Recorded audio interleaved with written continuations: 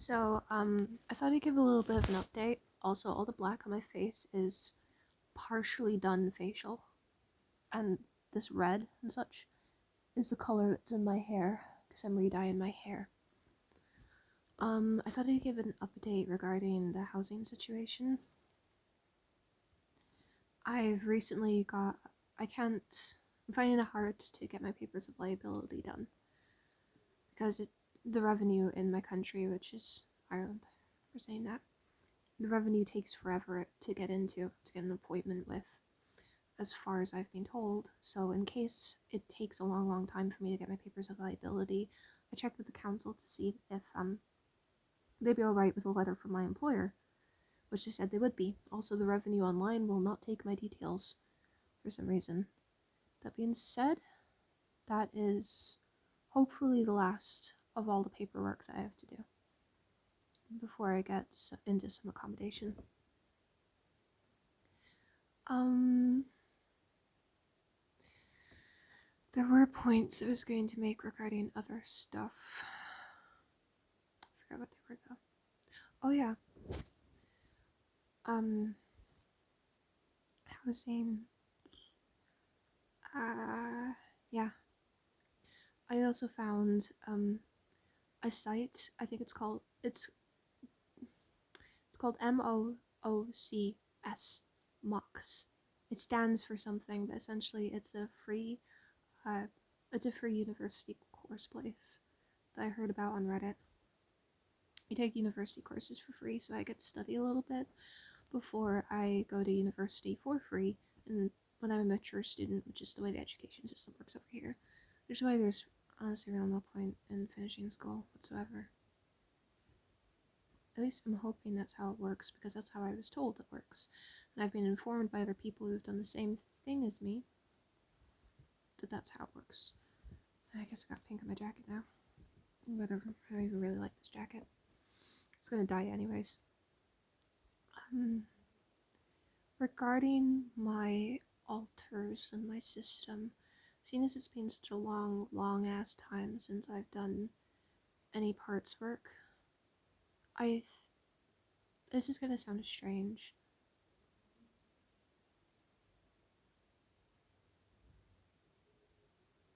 Sorry, people talking. It's gonna sound strange, and I don't think this is how it works for most people with systems. But essentially, after my breakup with my last ex, um, I've been having to examine my self esteem and self worth problems more so than ever, because the simple fact that I was a walking fucking rug. And knowing that I didn't deserve the way he treated me has given me the boost in self-confidence I never really knew I needed. And I know I shouldn't really be getting that fixed through the feeling of being a victim, but a lot of my life I've been really hard on myself, and it's my natural instinct to take things personal, not even personally, it's to take the fault for things that aren't my fault. Um, and the reason for that is so I can be in control. Being an ex anorexic means that control is intense for me, my need for control. I would actually rather be the bad guy in any situation if it meant that I was at the fault of something, because being at the fault of something means that I'm naturally the causation, therefore, I have direction over what happens next, especially if I've been asked by someone to change. There's always room for me to be better, but if I'm the victim, I'm just a victim. So it's strange that that's been what's helping me out the most, you know? I do this thing, and I don't know if I've mentioned it before, where, um, obviously there's been a lot of thinking back to, um, things that I've taken as my faults that weren't, and there's been a lot of recognition of the fact that I was a victim in those situations. But what I've been doing recently is that if a intense situation happens, one that I feel ashamed of or weird about in any ways, like I got very emotional over something or such, and it's confusing me or I'm feeling weird about it, I will think back over the situation in a third person perspective and watch my reaction to what's happening in the memory. I've been doing that recently and it's actually been giving me a lot of self awareness. For example, there's this um my first ex. I've got two exes. My first ex, I'm still in really good terms with. In fact, I'd basically say he's my best friend, and I would go over to his house regularly. And he got sick, and I got really upset because I didn't feel like I could do anything for him or do anything to help him, and I was offering and offering, but there was nothing I could do to make him feel better. And I got so wound up at the fact that I felt so useless in the time period that he was upset and tired and sick in, that I had to leave when I asked him for the 100th time out of anxiety if there was anything I could do. Because whenever someone gets even slightly upset around me, um, again, it's something I just assume I've done something and I want to know what I've done and I want to know if I can help and fix it right away, even if it's nothing to do with me. So I went into, I had to leave, go into a room, and basically cry for as long as I needed to while literally repeating the phrase, I'm useless, over and over again. And that's obviously a trigger for something. And it didn't occur to me until after I was looking back on the memory, because in the moment I was like, God, I'm making his emotions literally all about how anxious I'm feeling. I am such a terrible person. And now he knows I have this thing that I do, and he's actually really sympathetic with it. I think he maybe understands why. He knows probably more about my upbringing than anyone and the situations I've been in since. I've shown him altars of mine, I'm pretty transparent with him. Um, so he wasn't mad at me at all, in any way. And I nearly had a panic attack a few minutes later when we both went out to the store and he was going to get me some food. Because I'm broke as all hell, and he sometimes gets me food from time to time. And I was actually so incredibly anxious and so worried that my anxiety was going to annoy him because I was making a situation that was not about me, somehow about me, by being anxious about the fact that I couldn't do anything to make him feel better. And he actually helped me out in the store because I was literally like so out of it, so anxious that I was starting to kind of dissociate. So he'd be like, "What do you want?" And I'd be just staring. It'd take me half a second. I'd be like, "Oh, salmon. Where's the salmon?" As in, sorry, it's just people talking. As I'm like walking back and forth into the wrong aisle, like, where is the salmon? And we've been there 5 times. God, it's so terrible. He actually helped me out by putting his hand on my shoulder, and my love language is physical touch and gifts. To give and to receive. So that instantly calmed me the fuck down. So, in that situation, I would have continued to feel really, really fucking bad about myself. After I got really emotional, had I not done that exercise thing I do that I kind of came up with myself. I don't know if anybody else has invented it, but I haven't heard of anyone else inventing it yet. I wouldn't imagine it's a big game changer for anyone. It certainly does help me. Until I look back in that memory on the way I was acting, it was like, oh my god, that is a broken person. That's terrible. That's a whole ass adult acting that way. That is a little bit fucked up. You know? I don't know, it does make me feel better. So I guess indulging in the victim complex from time to time is probably helpful from where I've been before, which is unnecessary self-blame. Um, so yeah, in these past couple of months since the breakup, probably about a year now. I don't even know how long it's been. I've been well, I'm beginning to like myself more. In fact, I've made a lot of recovery regarding unsafe foods, which anyone who's an ex-anorexic would know exactly what the fuck I mean. My unsafe foods were the following: dairy, gluten, sugar, white sugar, anything with sugar in it, and meat.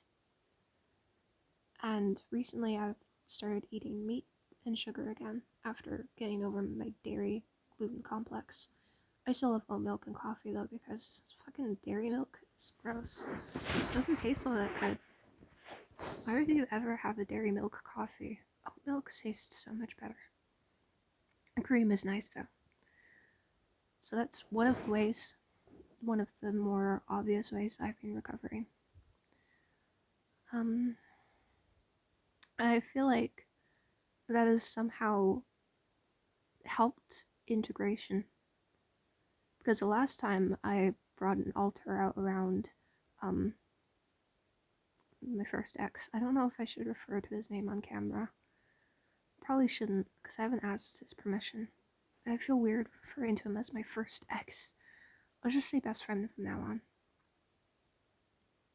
on.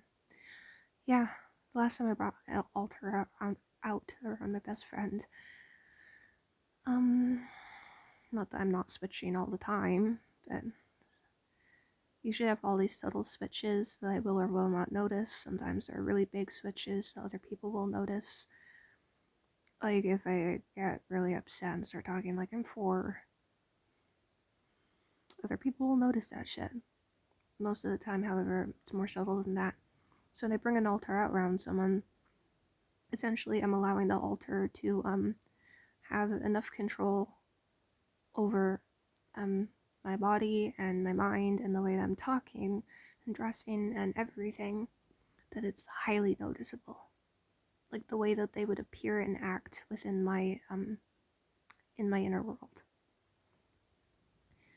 And I don't really know, to be honest, how obvious what I would assume are my subtle switches because it actually took me until recently to realize, oh fuck, my voice is changing all the time. Like drastically changing.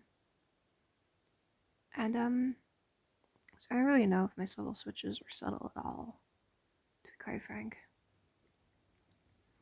But the last time I brought an altar out around my best friend, sorry, I nearly said his name there. I noticed that there seemed to be more.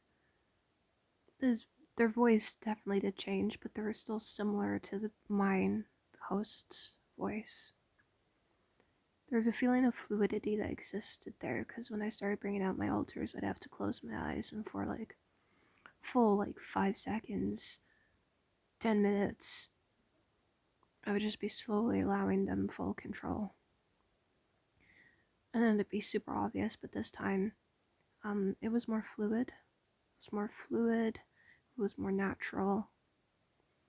And it didn't feel like I had to bypass any kind of walls in order to do so. I remember one of the first times where I was doing parts work with myself, one of my altars actually came out so incredibly violently that they smashed a camera and a mirror when I was doing parts work because in the moment when I was doing parts work, I had unearthed this need that I didn't know I had, which was to be held while I was crying, or to just be in a highly emotional state and not have anyone leave me in that moment. Because I don't know if I mentioned, but I was left in my room as a kid as punishment. I think I mentioned that before. I don't know entirely know if I did. But essentially, if I ever got angry as a kid, yeah, I have mentioned this before actually on another video. Yeah. So, ironically, instead of becoming someone hyper clingy and anxious as you would assume, which I am more now. I actually kind of became more avoidant because it's like I didn't know that I wasn't in the wrong for why I was being put in the room. I didn't know that that's actually probably a kind of fucked up way to treat a child. So it's like all of my emotional needs and all of my needs in general, even just having a romantic fantasy about someone spending the rest of my life with another person was unfathomable to me. It was something that I thought could happen, but it's like I logically understood that could happen, but I couldn't have fantasies about it because it's not something I could ever picture in my brain. And that's kind of probably what broke me about my last relationship, because him and me have very similar personalities on a lot of things. He was feeding into this fantasy that things we would do when we were older. For example, he really likes BDSM, and I really like BDSM. And I mentioned to him once, I would love to have a BDSM themed Christmas, like show up to like my neighbor's house, little like cookies shaped like gimps, and just be a little fucking terror to the neighborhood, and have like a dildo Christmas tree.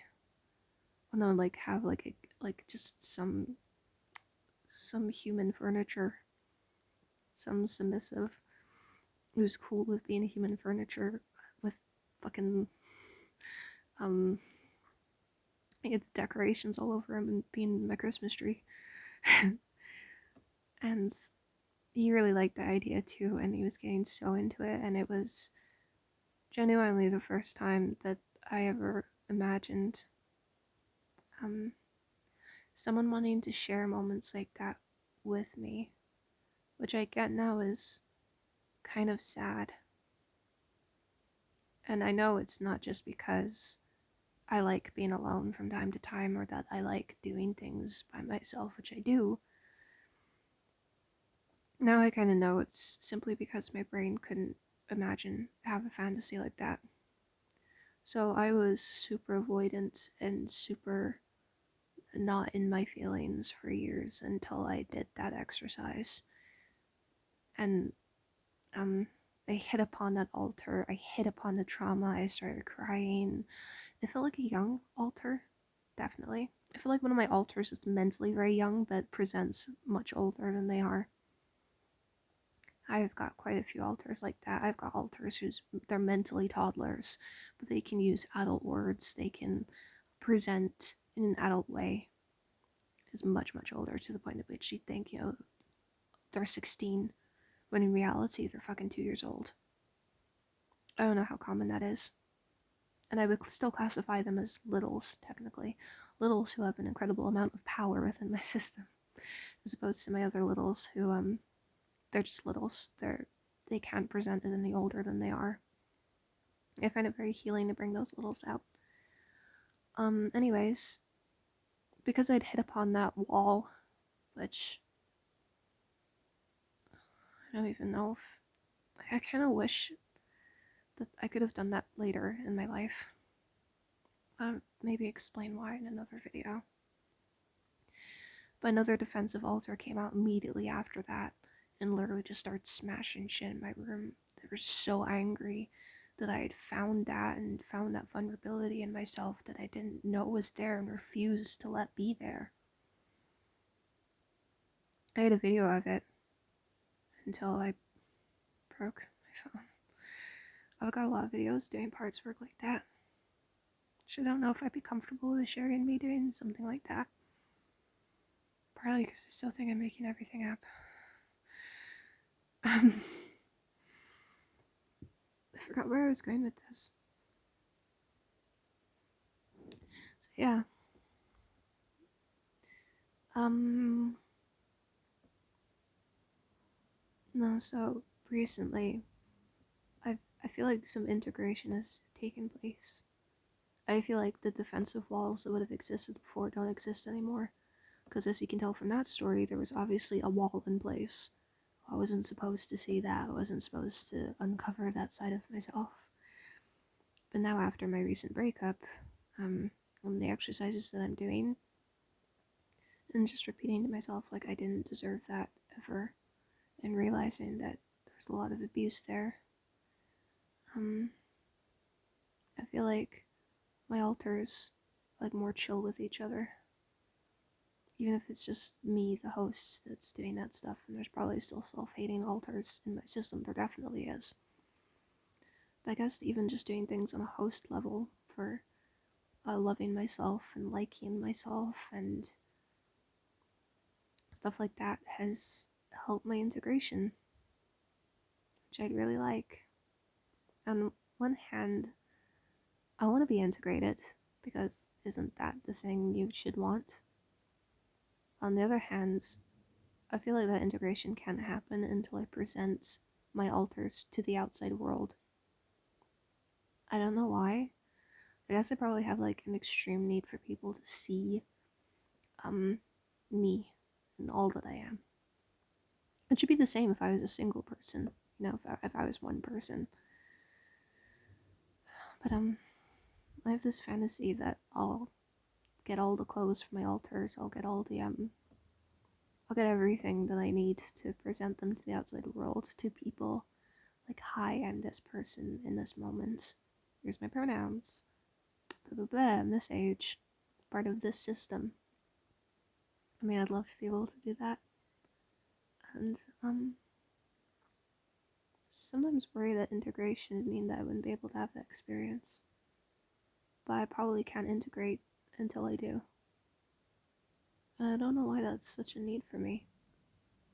It's specifically with friends, even strangers, but mostly my friends. I'd never be able to do that around my family, unfortunately. I